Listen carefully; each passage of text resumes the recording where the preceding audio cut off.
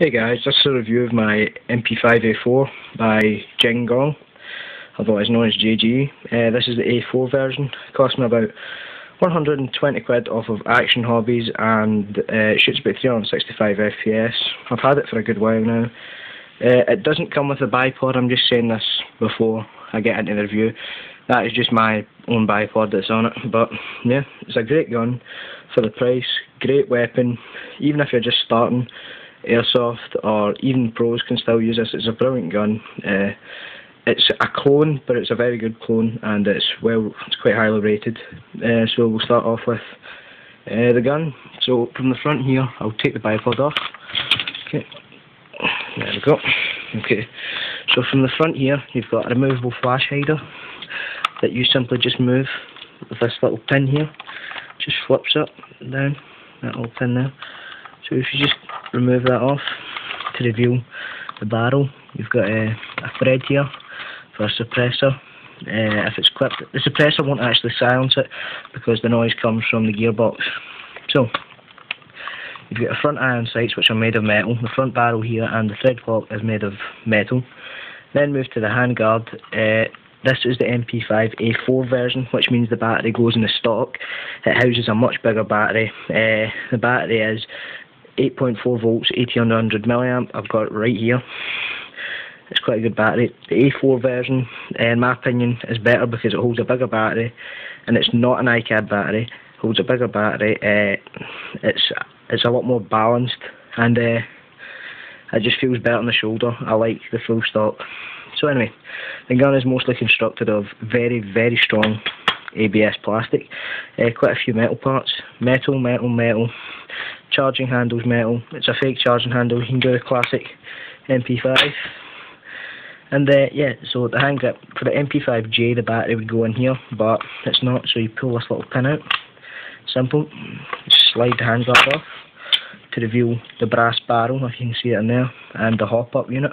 The hop-up unit's a good hop-up unit on it. Then I'll just put this back on. The hop-up unit is quite good in it because it's very accessible on the field if you need to use it at any point in time. It's well exposed and easy to get to, not too difficult.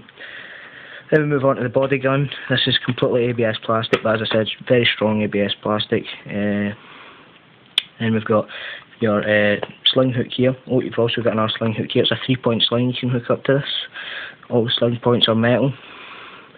And you've got your metal magazine here. This is a kind of high capacity mag. It says 9mm times 19 GG works as the authentic markings of H&K, basically replaced with GG.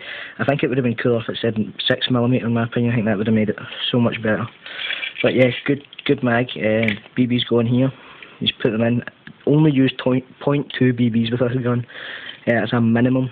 But yeah, BBs go in the back here. Just wind at the bottom. They feed through to the top here, and that's about it. So you've also got your, as we move down the body, you've got the mag release here. You just click that in and pull the mag out. You've also got a button here, which is on the other side of the gun, which is also used as a mag release here. Clicks in, but it's much easier, much more effective in battle if you just use this. On to the next part, this is the fire selector switch. This is also metal and ambidextrous as it works on both sides.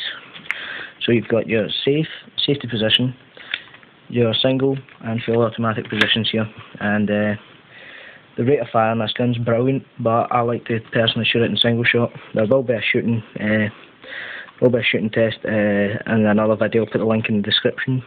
So, gun made of very strong ABS plastic down here. The trigger is also metal. You also get a little screw in here to adjust how tight you want this. So mine snaps into position right now.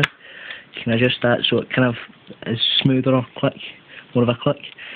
Then at the handguard, just a basic pistol grip handguard, and at the bottom there's the motor plate. That's to adjust the speed of the motor or the torque of the motor. I'm not too sure. I'm not going to touch it, to be honest.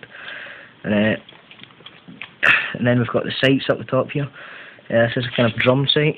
It's got many different little apertures on it to fit different range.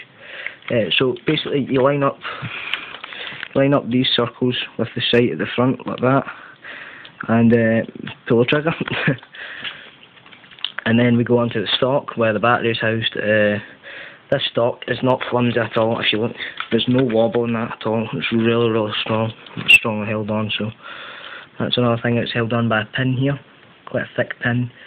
And then you've got a rubber butt plate here, which is comfortable when using the gun.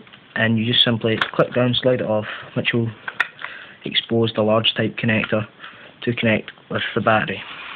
So that is pretty much the overview of the gun. The only disadvantage of this gun, I'd say, is that it doesn't come with any mountable accessories. I wish it came with a claw mount, which you can mount up here, so you can also put sights and stuff like that on it, but it doesn't. But my future thoughts for this gun is I'm going to put the RIS kit on. This is just the rails each side, and maybe start mounting accessories on it from there. But the first things first, I need to get a claw mount for here. And that's pretty much it about the gun. You get a simple charger with it. It's a decent charger. I suggest getting a spare battery if you're going to go into battle. Listen, here's the battery for it.